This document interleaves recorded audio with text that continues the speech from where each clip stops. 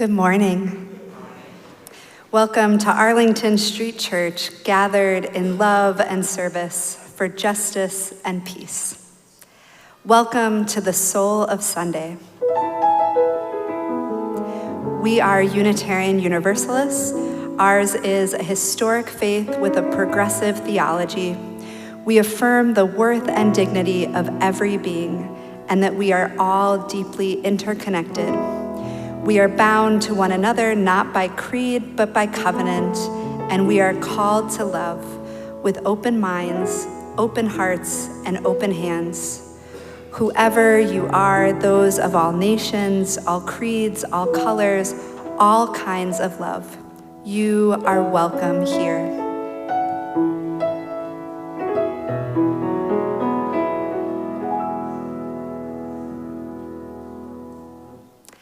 As we gather, we acknowledge that Arlington Street Church occupies the ancestral homeland of the Massachusetts. By making this land acknowledgement, we recognize, honor, and affirm the sovereignty of all First Nations peoples. Before I go into the chalice lighting today, I want to just say that our song leader, Hannah, woke up sick this morning. So she's not here. We are so lucky that we have Hyungju, and we're very lucky that Pat, our guest preacher, was already planning to do some music for us. You're gonna see me jumping back and forth a little bit. I like to be a third row choir member, and I'm being forced to kind of come to the front. So please be patient with me. Hyungju, please play loud. All of you, please sing loud to help me. But you'll see me bouncing back and forth a little, and that's why. Our chalice lighting today is in honor of Bernice Johnson Reagan, who founded Sweet Honey in the Rock. Bernice was a musician, scholar, and activist, and used music to change hearts, inspire minds, and bring people together. We have sung many of Sweet Honey in the Rock songs at Arlington, and many of us have attended Sweet Honey in the Rock concerts. These lyrics used for this chalice lighting are from Sweet Honey in the Rock song, We Are. We are grandmother's prayers, and we are our grandfather's dreamings. We are the breath of the ancestors. We are the Spirit of God. We are mothers of courage, fathers of time. We are daughters of dust and sons of great vision. We are sisters of mercy, brothers of love. We're lovers of life and builders of nations. We are seekers of truth and keepers of faith, makers of peace and the wisdom of ages.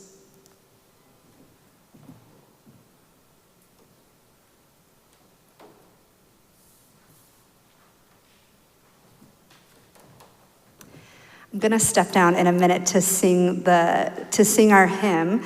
Our first hymn is number 121, We'll Build a Land. I invite you to rise in body, rise in spirit. The words are found in the chat and in the hymnal.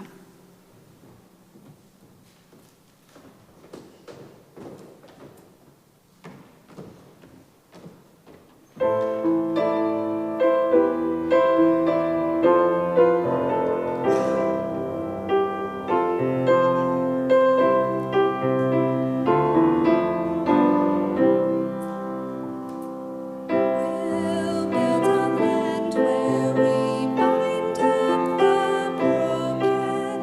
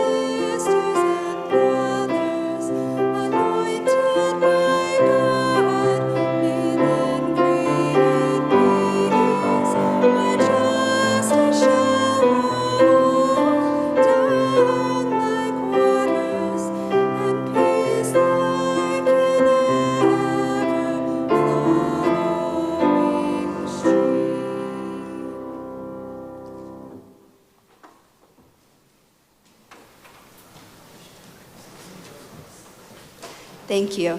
Thank you, Jimmy. I've never been so grateful to hear you singing out. Good morning. Welcome to Zoomers and welcome to the congregation gathered in person. I'm Reverend Allie.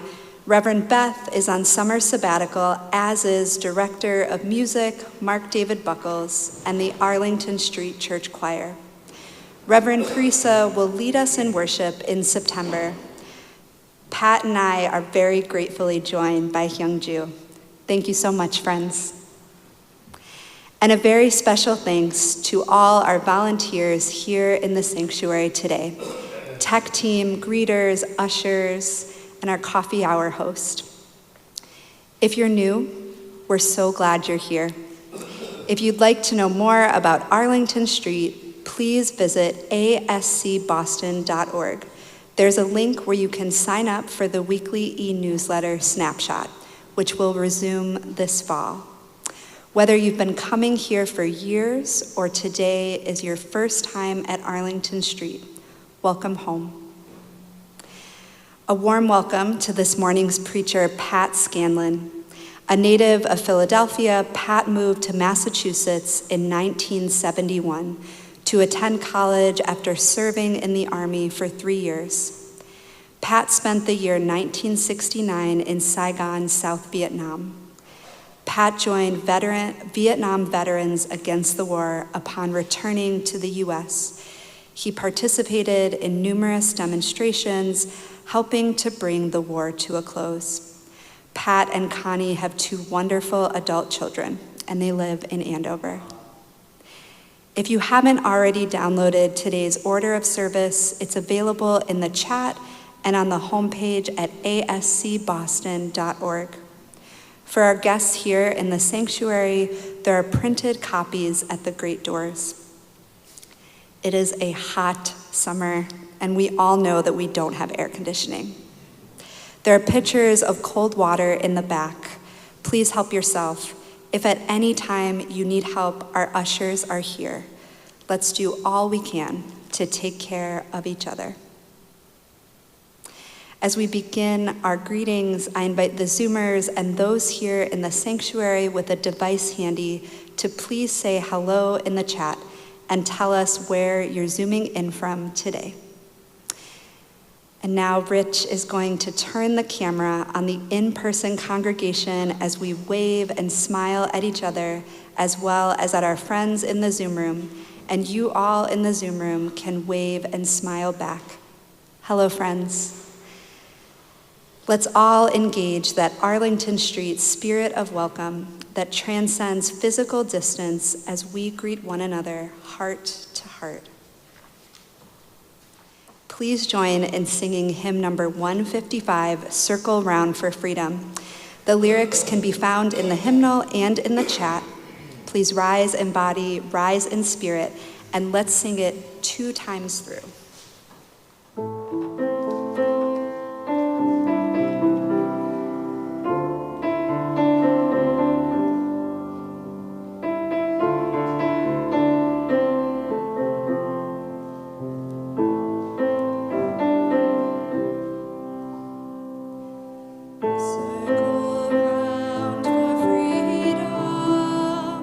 Circle round for peace.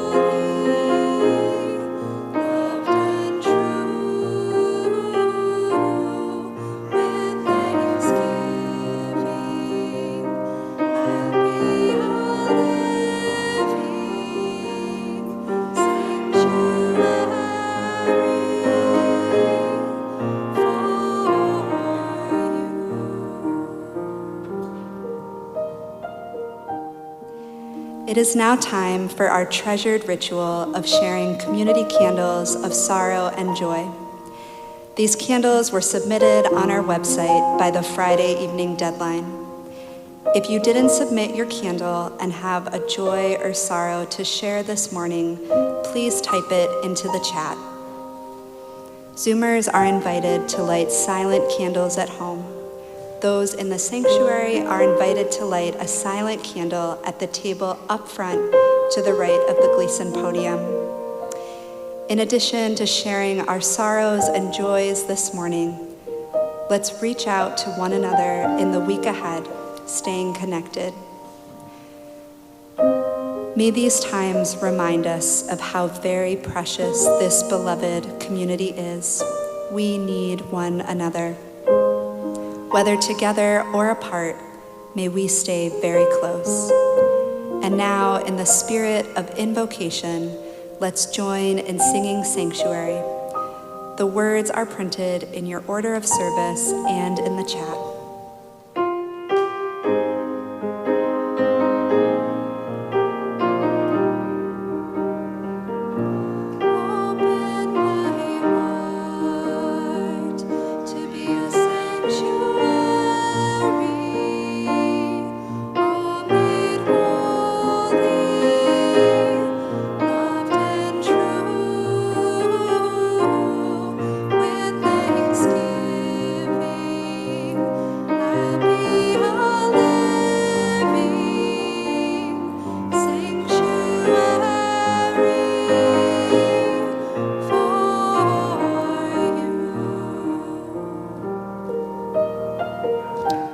Some of us come today with heavy hearts.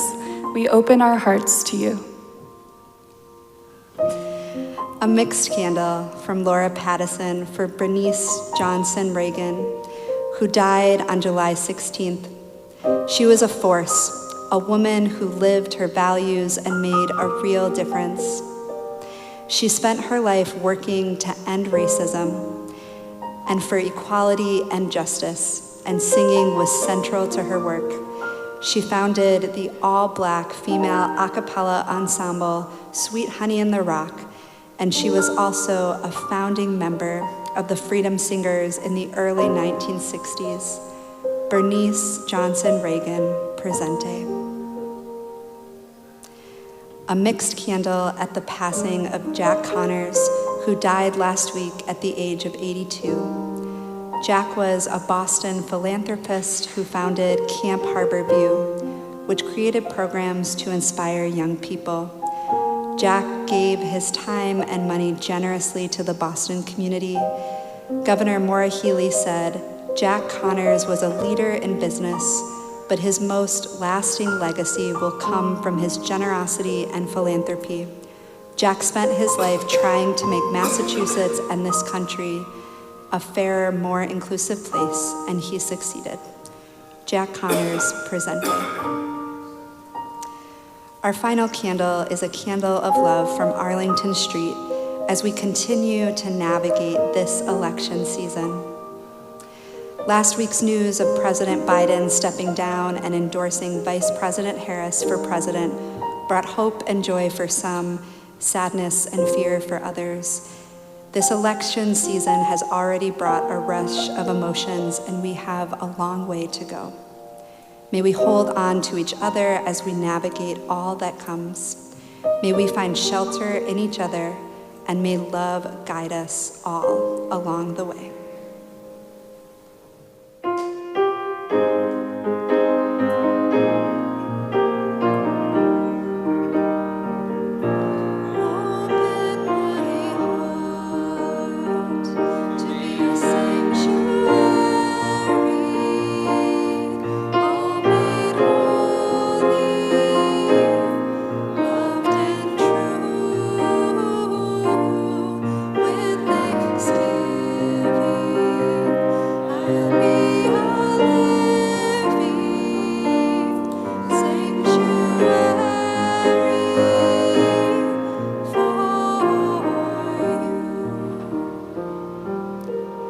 Some of us come today in joy.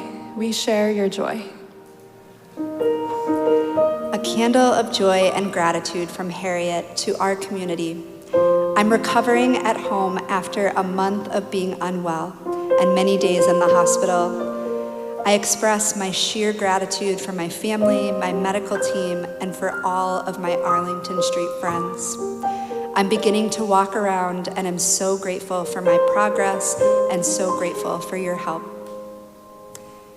A final candle of joy from Arlington Street.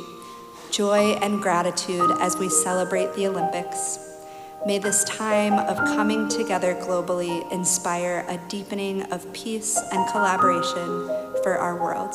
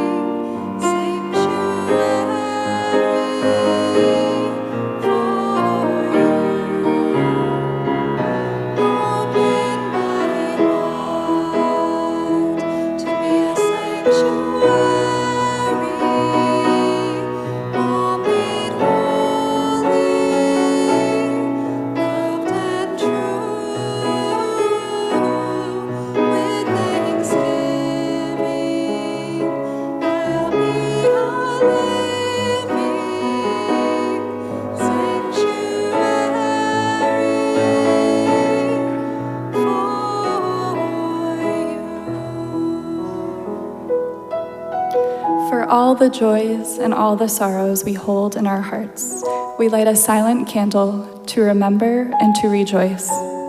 May the peace of this sanctuary enter into our hearts as we share a quiet moment together, breathing our prayers for ourselves, for one another, and for the world.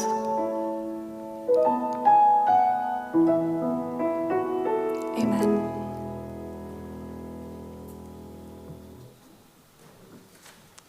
Thank you, Rebecca, for stepping in and helping in the final moments. Let's join now in saying together the affirmation and covenant of this beloved spiritual community. The words are printed in your order of service and in the chat. Love is the spirit of this congregation, and service is our gift. This is our great covenant, to dwell together in peace, to speak our truths in love, and to help one another. El amor es el espíritu de nuestra congregación, y el servicio es nuestro regalo. Esto es a lo que nos comprometemos, convivir en paz, hablar nuestras verdades con amor, y ayudarnos los unos a los otros.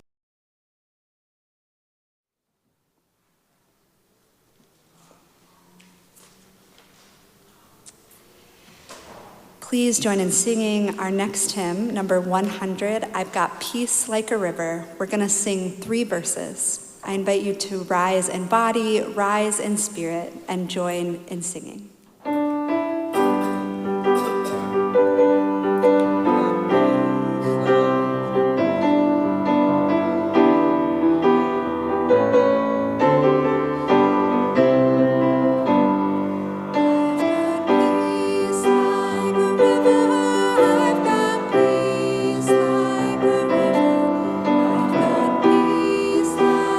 River in my soul.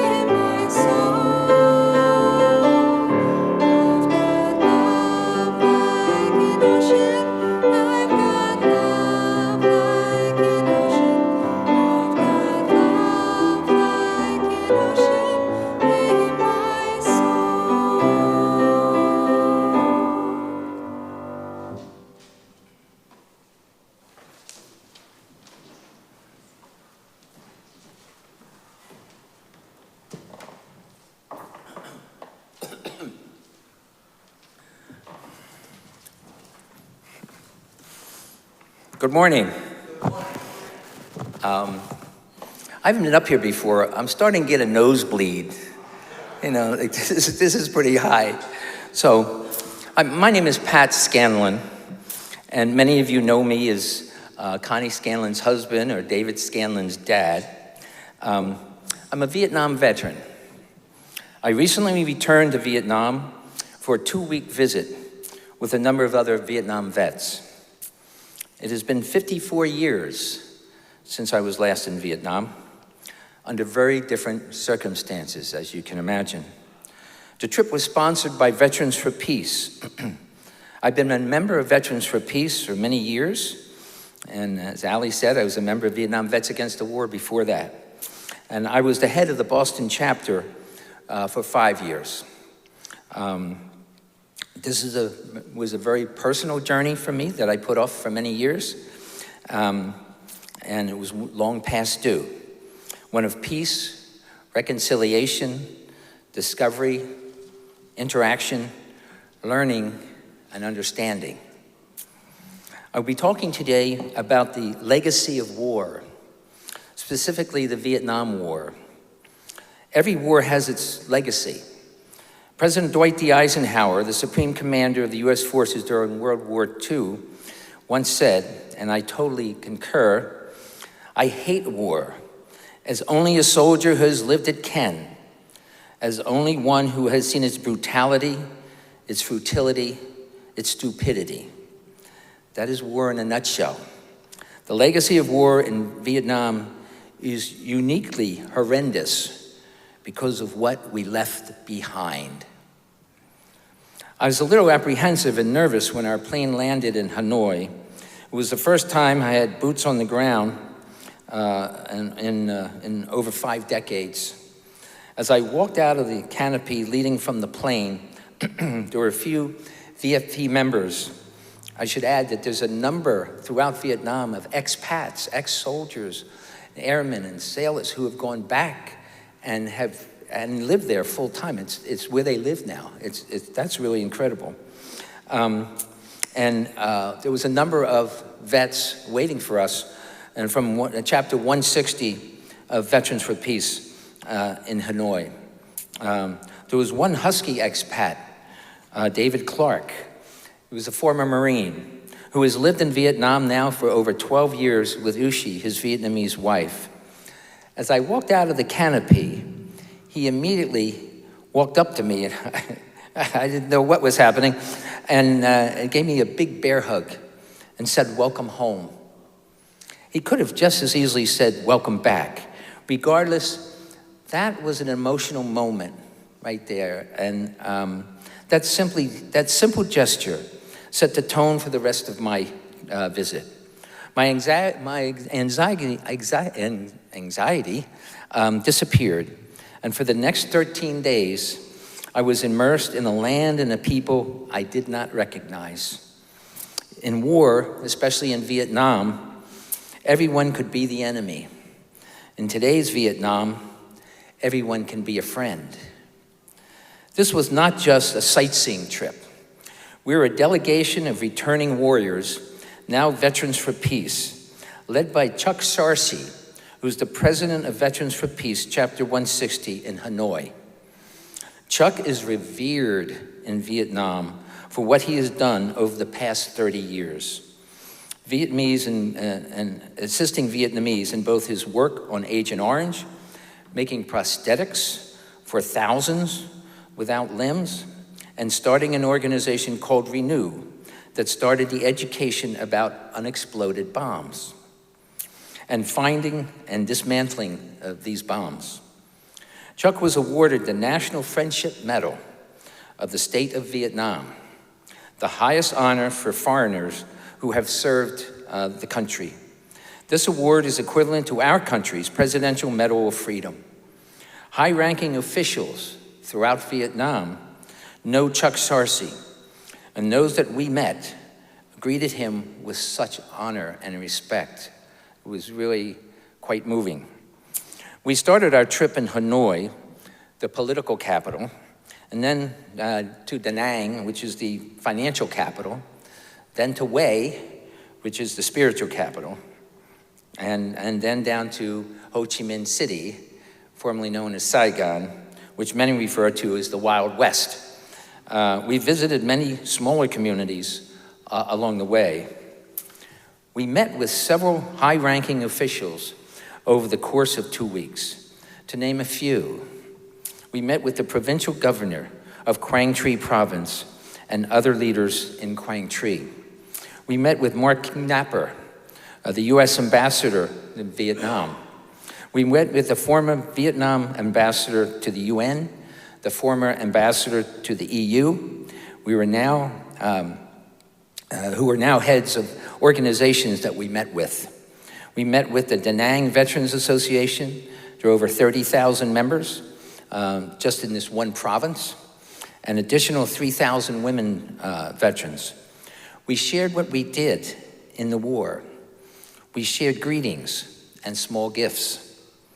We met with the leaders of VAVA, V-A-V-A, Vietnam Association for Victims of Agent Orange. Agent Orange contains dioxin. I should add that Monsanto, that made Agent Orange, knew how to neutralize the dioxin, but didn't do it because they wanted to get it out the door so fast. And it's a heating process. If they had put it through a heating process, our veterans and millions of people in Vietnam would not have been affected by Agent Orange, but they didn't do that. The U.S. spraying operations was known as Operations Trail Dust. Over 19 million gallons of Agent Orange, 19 million gallons, was sprayed throughout Vietnam. Many areas got sprayed numerous times, some up to 10 times. Agent Orange is a toxic herbicide and defoliant meant to deny the NVA and Viet Cong of cover. We met with organizations working with Agent Orange and the Vietnamese still suffering from Agent Orange.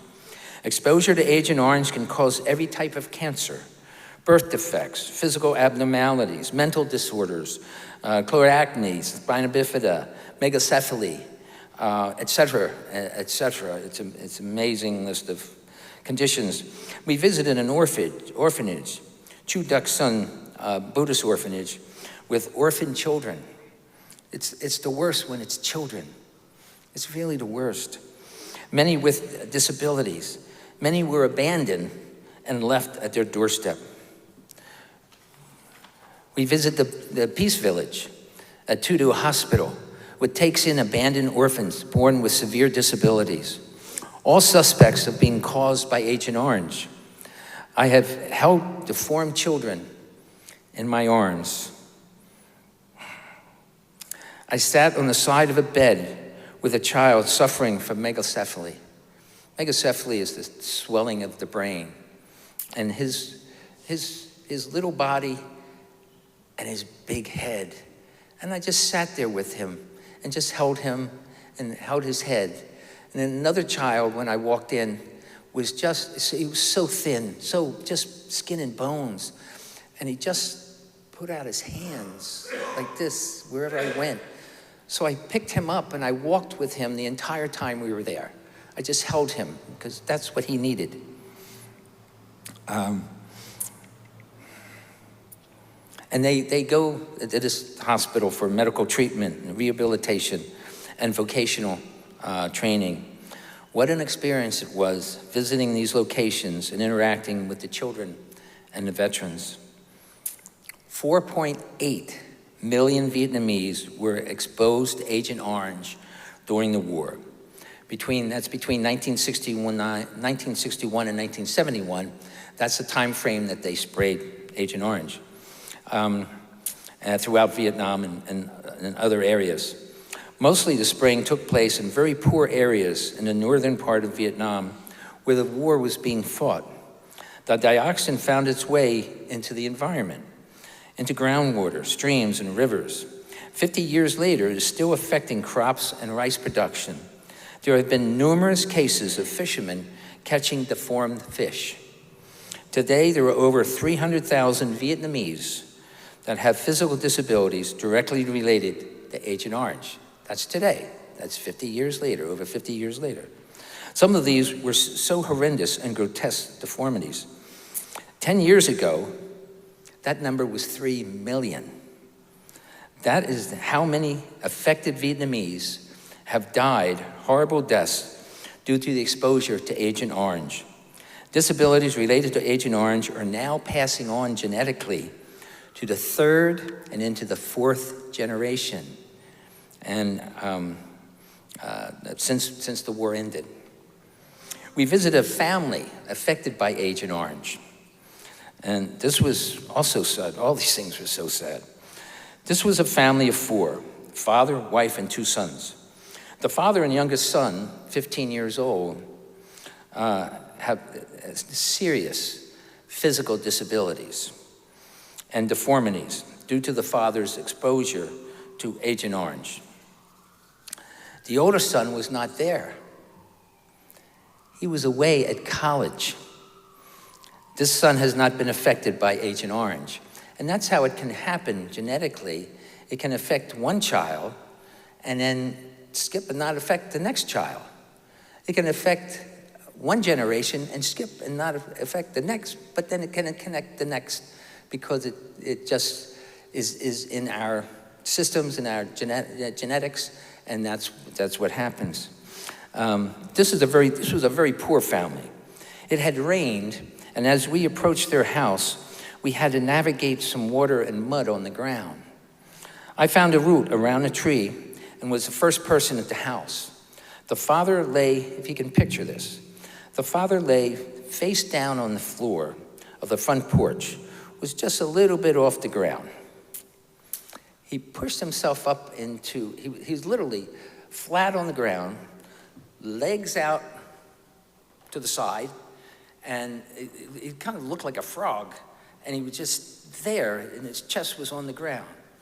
He pushed himself up with his legs and his arms like this, so he was just a little bit off the ground. And his wife came up behind him, and she had a little stool, and she put the little stool under his butt and walked around to the front and picked him up and pushed him up like this so he could sit while the rest of the people came. So I watched that. Nobody else saw that, but that's what I saw. So let me find where I was here. And his teenage son came out. And I guess his teenage son stood behind the father. I guess he was in a special program at school. And both were grossly deformed. The son was wearing something like a sheet and had something sticking out of his back that I didn't see. But so I greeted both the father and the son by gently shaking their arms. The son had to drop out of high school because his memory has begun to decline. The mother was the only one supporting the family, taking care of their one cow and working in a neighbor's rice paddy. You can imagine how poor this family is. We found out while we were there that their older son was in college and wasn't affected, as I said, by Agent Orange. They needed $3,000 for their son to finish college. He would then become the main income earner to support the family. Our group decided to give this family the $3,000. The local chapter will handle the money and disperse it as it's needed. We met with 2 U.S. military personnel responsible for repatriating U.S. military missing in action when remains are located. This is the shirt that they gave me when I was there. We have 1,700 MIAs. Vietnam has 200,000 MIA. We are starting to assist the Vietnamese in finding their MIAs. 58,000 U.S. service personnel were killed in Vietnam. Over 100,000 remained. The Vietnamese lost over 1 million regular soldiers killed and 100,000 Viet Cong killed. Vietnam also lost 3 million civilians 60% of these were killed by the air campaign, of which I was intricately involved. What I was involved with in 1969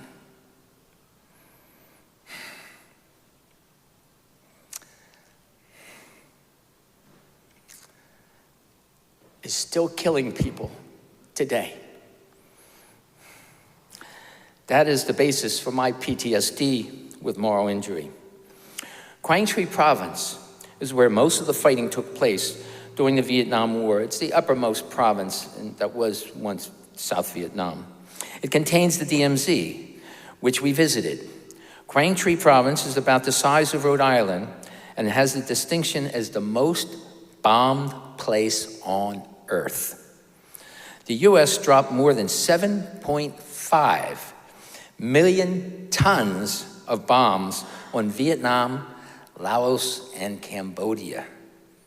Just as an aside, those strikes in South Vietnam were planned in out-country targets or in-country targets across the hall from where I was. All the bombing in Laos and then in Cambodia were planned in my office. So, 6 million tons of bombs were dropped in Vietnam alone. This is double the amount dropped in all of World War II. This was the largest aerial bombardment in human history in a relatively small area. Quang Tri is where the search for unexploded bombs began and is still taking place. These are incredible numbers when you really think about it. You know, usually when a war is over and it's over, and you close the door and, well, no, the war's not over because of what we left behind. And over 105,000 Vietnamese had been killed or maimed since the end of the war. Over 40% killed, 60% maimed in the past 50 years, and it continues today. We met with the groups responsible for finding and deactivating found unexploded bombs, UXBs. They have been at this for over 20 years and started by my friend Chuck Sarcy and have deactivated, ready for this, over 800,000 bombs they've deactivated. There are millions of bombs that have yet to be found. The estimate is it will take, and this came right from there, right from the headquarters of people who are doing this now, and which is, the government is very involved in this. The estimate is it will take another 15 years. They have it all gridded out to find and deactivate the remaining bombs in just Quang Tri Province. Now, when they find the big boys, the ones that I worked with, they go in and deactivate them. When they find smaller bombs, they go and explode them in place. Grenades and bomblets and any other thing that, you know, so.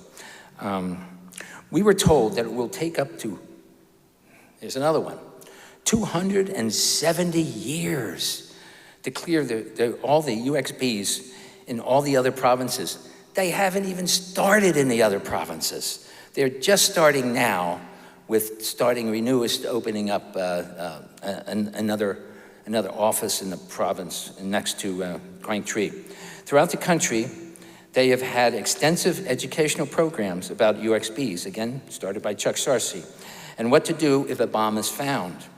Because of this educational effort alone,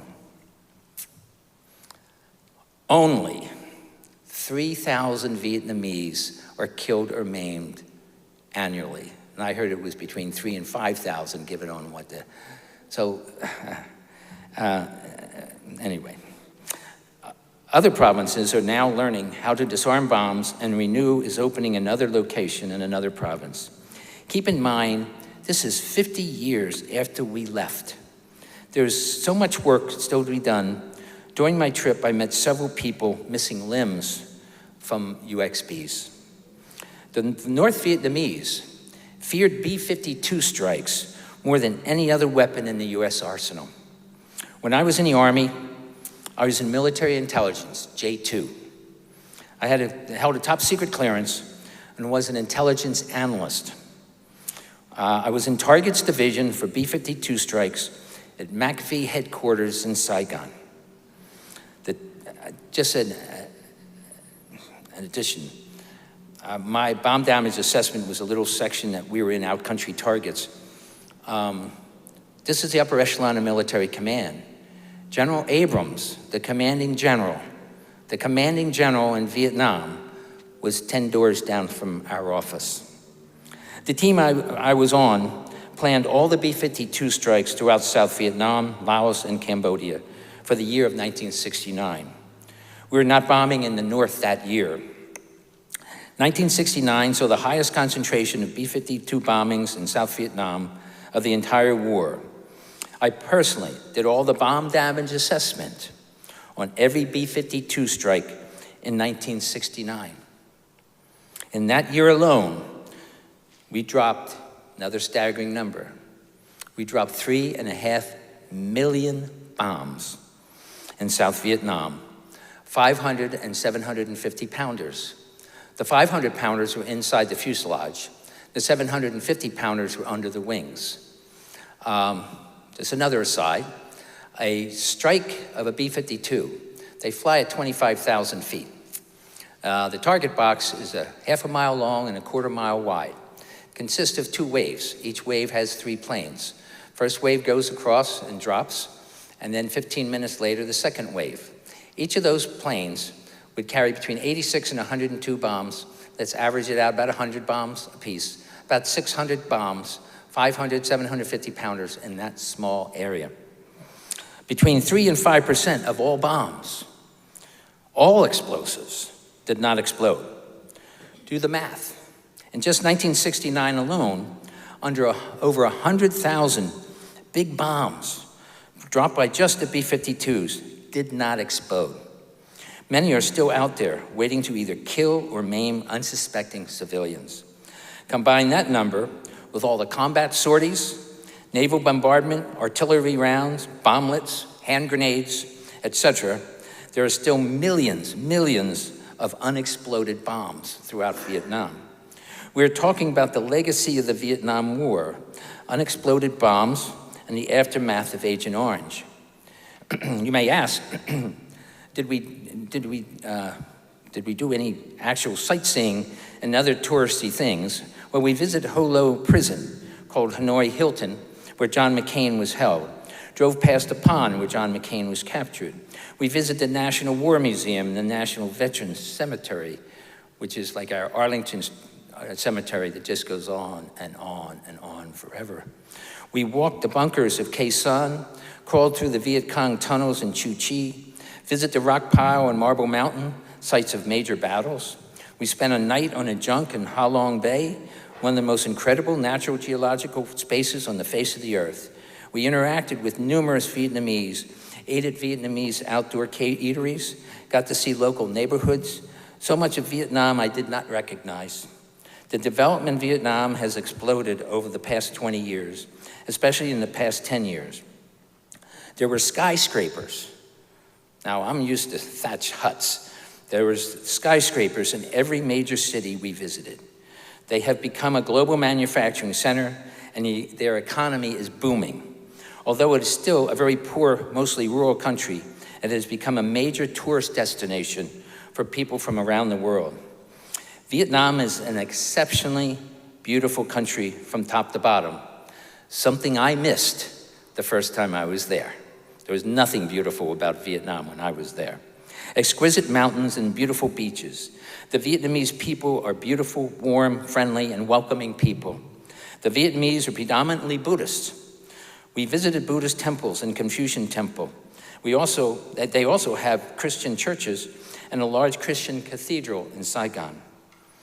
What I found was uniquely Vietnamese take on the war. Maybe it is based on their Buddhist religion. The Vietnamese will never forget their horrendous 20 years of war with the United States.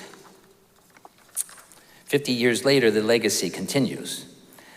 They do not want to look back and dwell in the past. They want to move forward in peace, reconciliation, forgiveness, friendship, and want to move into the future working together for a positive, mutual beneficial future for all. I found this to be incredible after what we did to that country, what's still happening in that country. I told them at meetings what I participated in, and was greeted warmly, sometimes with hugs and friendship. And it's like, my God, didn't you hear what I just said?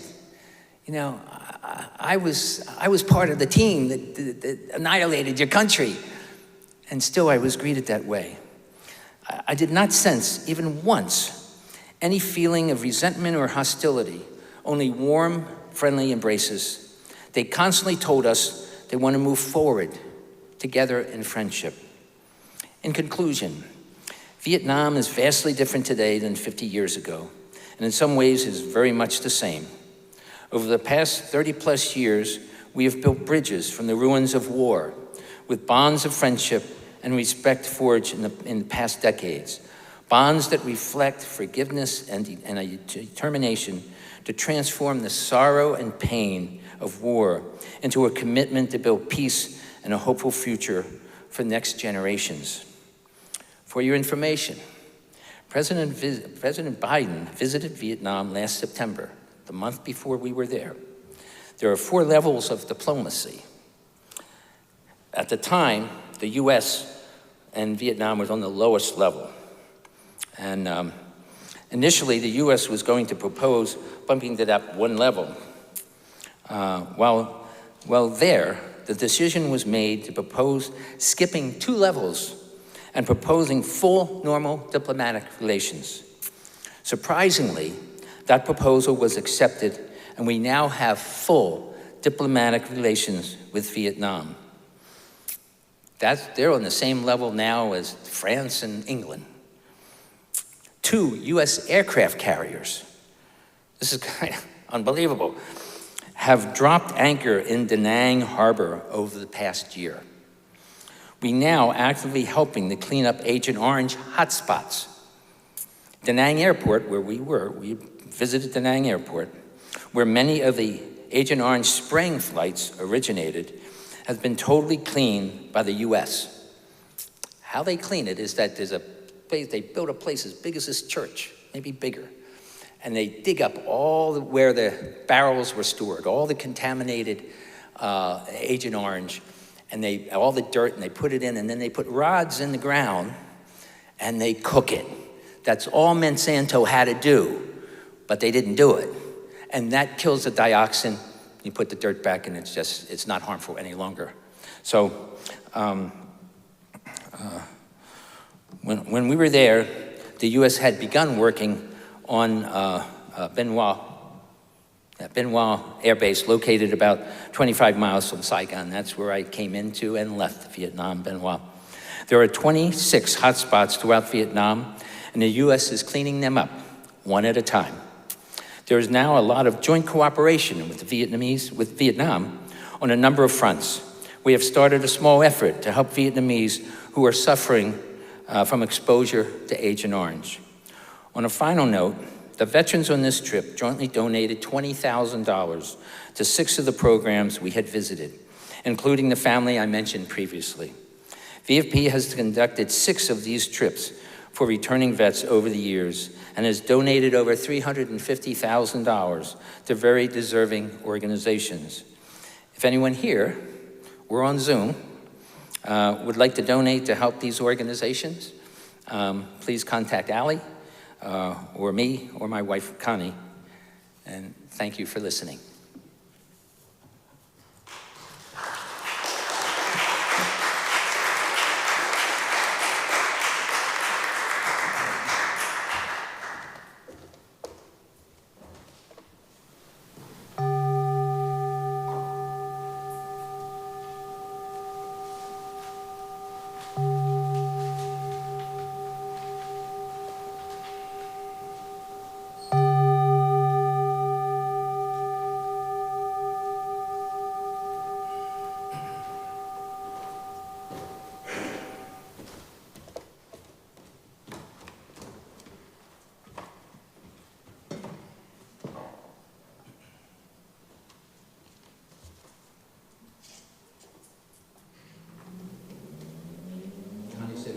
effective if I wore my Vietnam hat, so there you go.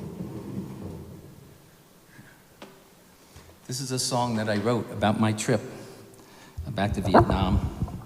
It's called Second Tour. Every time you go overseas, it's called a tour. So my trip back to Vietnam is my second tour.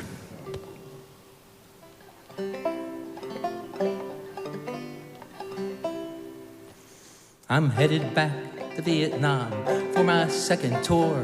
My first tour was in '69, memories endure.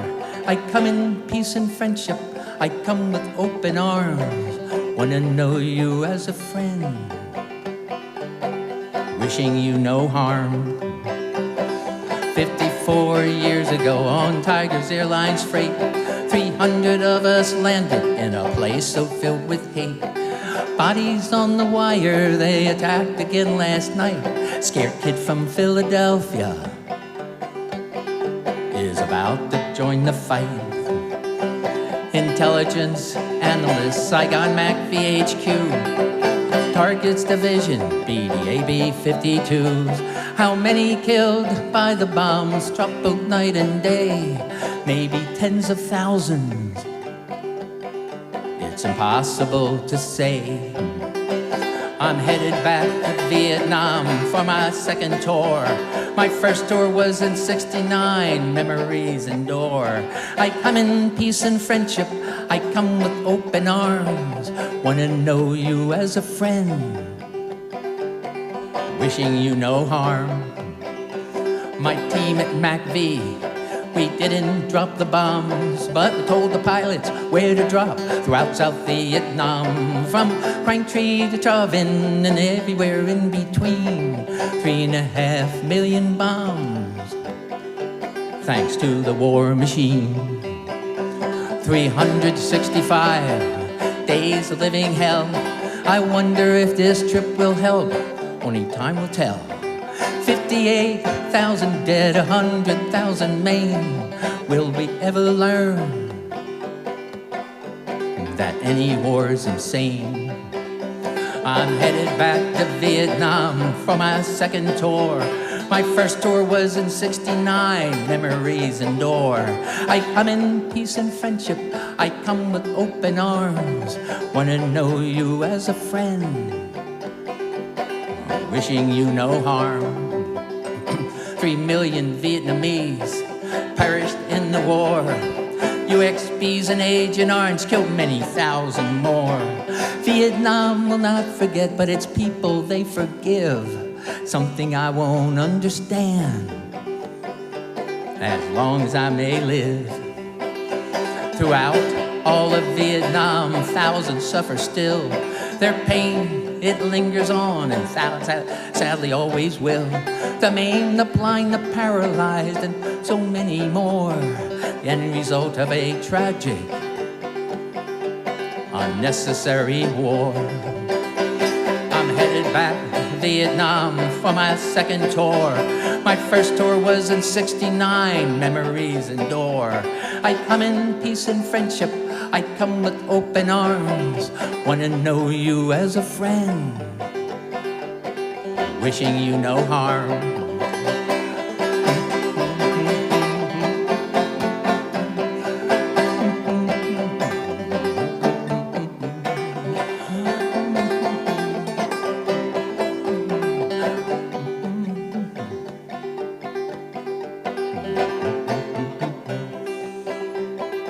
Midway through my tour, I began to question why.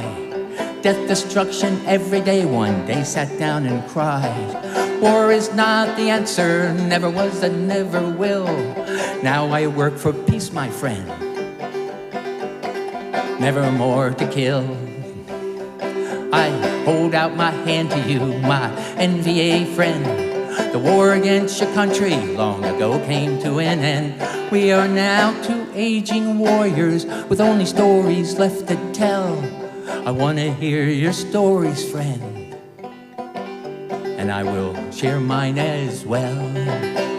I'm headed back to Vietnam for my second tour. My first tour was in '69, memories endure. I come in peace and friendship, I come with open arms. Wanna know you as a friend, wishing you no harm. I wanna know you as a friend,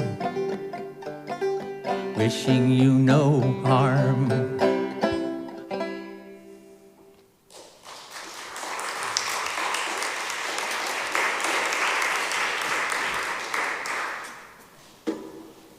Thank you, Pat. Arlington Street is entirely self-sustaining. It's up to us, and our generosity continues to be astounding. Thank you for your commitment to our staff, our building, and our beloved spiritual community. Each Sunday, we share our collection plate with a partner in our mission of love, service, justice, and peace. During the summer months, our Share the Plate offerings are saved to use for future emergencies and to help in rescue and rebuilding efforts following natural and unnatural disasters, amplifying our impact around the world. Yesterday, I led a memorial service for a beloved nurse colleague. Her family and coworkers filled the room at the funeral home, and afterwards, many people stayed to talk about the service. I've never heard a minister talk about HGTV and James Taylor in a memorial service before, one of my colleagues said. But it was perfect. It was perfectly her. Many people echoed how they hadn't been to a funeral that was so customized before, or as someone said, that felt so normal. I smiled as I thought about all of you and all that we get to bring to church with us. We play James Taylor music often here. We break open what is holy and we teach each other new places to look for all that is sacred. We see the sacred in each other. We make our home here, whether we are dancing in aisles or lighting candles together. We can be as we are and bring all that matters to us with us. When I bring that spirit into other spaces, I carry you all with me, and you make my ministry better. Please take a moment now to join me in giving to sustain our beloved Arlington Street. You can give online at ASC Boston or check the order of service for instructions on how to give via QR code, Venmo, or text message. You can also mail a check to the church or use the envelopes in the pews, which can be given to the ushers as they come through momentarily with collection plates. Thank you for your generosity.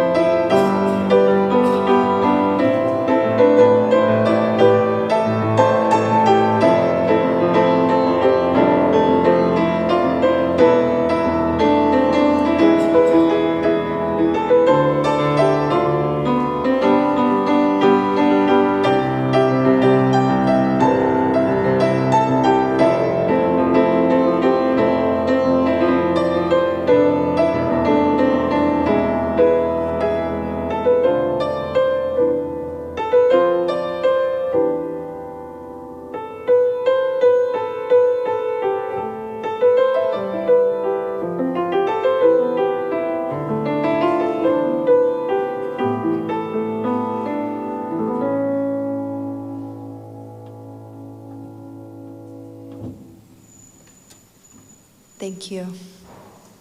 If you'd like more Arlington Street in your week, please go to ascboston.org.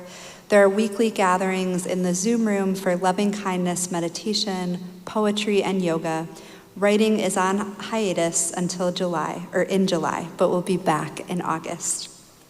Something's lost, but something's gained in living every day. Join Reverend John and me in the ASC Zoom room for summer tea for times of change each Wednesday at 5:00 p.m. as we all navigate a season of change together. We had a beautiful time together last week. Last week, we talked about how love is the spirit of this congregation and looked at where love is alive for us. This week, thanks to Art's suggestion, we will talk about how service is our gift. What role does service have in your life? What role would you like it to have? Bring your tea or your favorite beverage and be together in community. We need one another. All are welcome. If you have a gift for cooking or for ordering fantastic takeout, we would love your help. Our George and Gaby Whitehouse have been adjusting to not being able to leave their home as easily. Gaby is having to do a lot of cooking, and she would appreciate a little help. We would love to provide our friends with a meal each week, and we'll be posting a sign-up schedule on the church website. If you are able to bring a meal to George and Gaby, who live in Cambridge, between 2 and 4 on a Sunday, please call Jeff in the church office or email him at office@ascboston.org. These instructions will be on the website too. George and Gaby do have a few dietary needs, which will be listed on the schedule. Jeff can relay these needs and answer any questions, and I'm also free and here to help answer questions as well. If cooking or takeout are not your particular gifts of service, we have another way for you to help George and Gaby. They would love to receive mail from us. If you would like to send George and Gaby mail, you can call or email Jeff in the church office to get their address. George and Gaby have helped so many of us over the decades. I'd love your help in reflecting some of that care back onto them. Thank you, friends. I'll be preaching next Sunday. My sermon is titled Love Letters for Living. Prayer was a necessary part of my job as a hospital chaplain and one I dreaded until I realized that prayers could be love letters. Let's look at prayer as love letters and explore how these love letters can be a needed language, a superpower, and a healing balm for our hurting hearts and hurting world. More information and Zoom room links are at ascboston.org. To attend any of them, you don't have to be a member, you don't have to turn on your video or talk if you don't want to, and they're all free. All are always welcome. This week, we don't have a host for virtual coffee hour. We are sorry about this, and we look forward to reconvening soon. If you're here in person, thanks to Rebecca Reed. Following the service, we'll gather in the Honeywell Chapel for a live chat coffee hour with light refreshments. Thanks to all who joined in today's service and to all who made it possible. Remember, we're all in this together. I love you.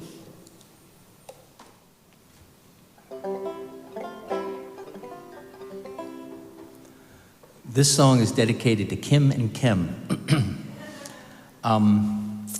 How many people were here the Sunday after Donald Trump was elected president? So my wife was on the Prelude at that time, and after he was elected, I said to myself, I needed to be with a group of people that are being threatened right now. And migrants and immigrants and women's groups and you name it. But so I had to come here that Sunday, and with my wife and my son. And on the way in, Connie told me what the sermon was going to be about. So when we got to Boston, we went to a CVS to buy safety pins. The sermon was about the safety pin. And they were out of safety pins because a number of churches were doing service about the safety pin. Very quickly, the safety pin started during Brexit, the idea in Brexit in England. Because during Brexit, a lot of Muslims were being harassed and intimidated and attacked. And so someone came up with the bright idea of wearing a safety pin to mean this is a safe area. I'm a friend. You don't have to be afraid of me. And then when Donald Trump got elected, that concept jumped upon. And so that safety pin was representative of that. So I sat here, and Kim sermon was on the safety pin. And she always gives such great sermons, and that one just really captivated me. And I went home and wrote this song called Safety Pin, dedicated to Kim, wherever you may be. The words are in the order of service for the chorus. So you're welcome to sing along. Not on the first, I'm going to walk into it, and then all subsequent choruses, if we'd like. I wear this pin upon my chest above my heart with pride. Bigotry and hatred, there is no place to hide. Stand with me, I'll stand by you, we'll stand side by side. Love always trumps hatred, this will be our guide.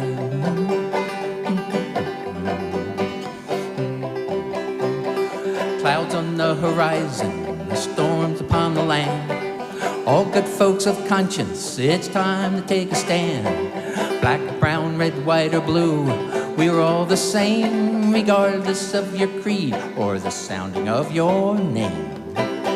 Well, you may have come from foreign lands, don't look, sound like me.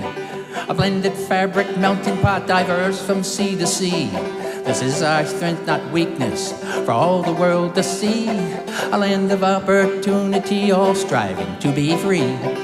You may wear a yarmulke, a cross, or a hijab. You may worship Jesus, Buddha, or Allah. No matter what your faith may be, our Bill of Rights is clear. Your religion, you're free to practice here. I wear this pin upon my chest above my heart with pride.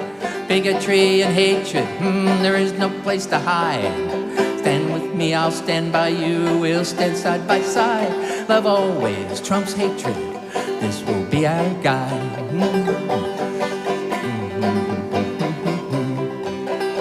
Oh, you may be a refugee, escaping from a war, thinking of the loved ones you will see no more. This pin may not resolve your pain nor take away your tears, just maybe show little love, relieve some of your fear. Or you may be an immigrant who came here long ago from Nicaragua, Paraguay, Peru, or Mexico. Every knock upon your door makes you more afraid. This pin simply means we will fight for you to stay. I wear this pin upon my chest above my heart with pride. Bigotry and hatred, there is no place to hide. Stand with me, I'll stand by you, we'll stand side by side. Love always trumps hatred, this will be our guide.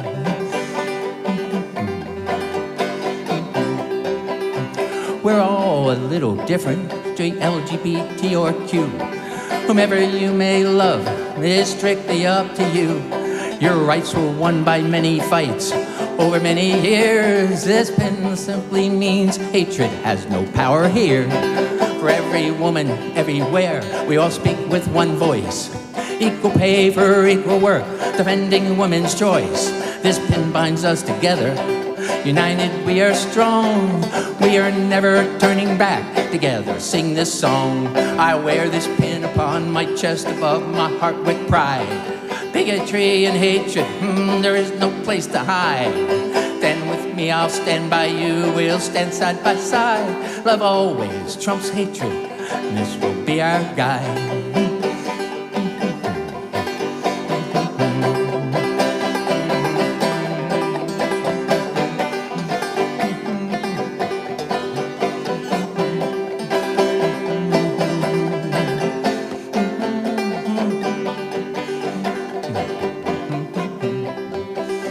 I don't wear this pin for style or for looking cool. I wear it to confront bigots, homophobes, and fools. This is a simple symbol, a safety pin for sure. For those who may be threatened, it may mean a whole lot more. We now live in a scary time, but you are not alone.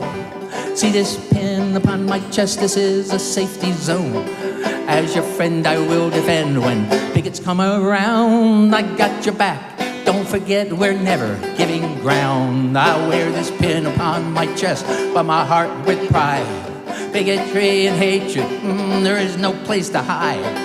Stand with me, I'll stand by you, we'll stand side by side. Love always trumps hatred, and this will be our guide. Love always trumps hatred, this will be our guide.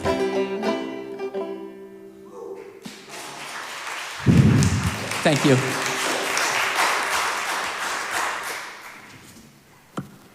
Before our benediction, I invite those of you in the Zoom room to please reach out your hands and touch the sides of your square. And those of you in the sanctuary to please raise your hands, palms out. Let's send loving kindness to the people to your left and to your right. Send loving kindness to the person on either side of you and to the people on either side of them. Send out love into this beloved spiritual community and feel it coming back to you. Love is the spirit of this congregation. And now for our benediction, I invite you to put your hands over your heart in Namaste. I bow to the divine in you. This is called for courage. When you are out in the forest with all your fears and I can't reach you, I throw this cape of lavender silk to the wind and will it to you. You are a force of might and mind and heart. I won't lose sight of you. When your fears are snarling creatures ready to attack, may you reach inside yourself and remember every time you have been brave. May the memories become a roar. You are a dragon. When your fears outnumber you and block your path, may you trust that your mind is bigger than the forest. May your thoughts be magic and your ideas be pixie dust. You are a fairy. When your fears are creatures howling in pain, may you face the anguish to look for the wounds and remember your ability to heal. May your goodness be a balm for the poison. You are a unicorn. And if you cannot see beyond the trees or reach the creatures inside you, wrap your cape around you tight. Let my love warm you and protect you. Let my love help you fly away. Let us keep this faith, beloveds, and pass it on. The service begins when the service ends. Bless your heart. Amen.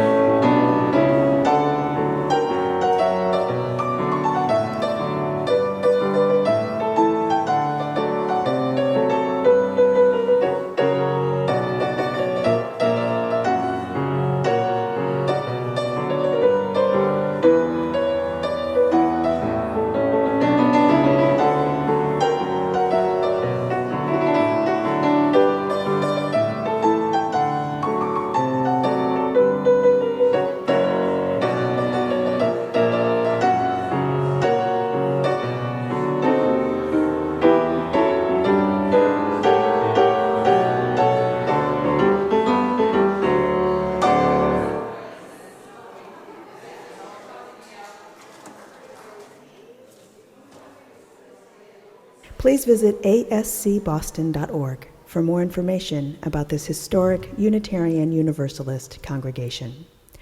Arlington Street Church, gathered in love and service for justice and peace.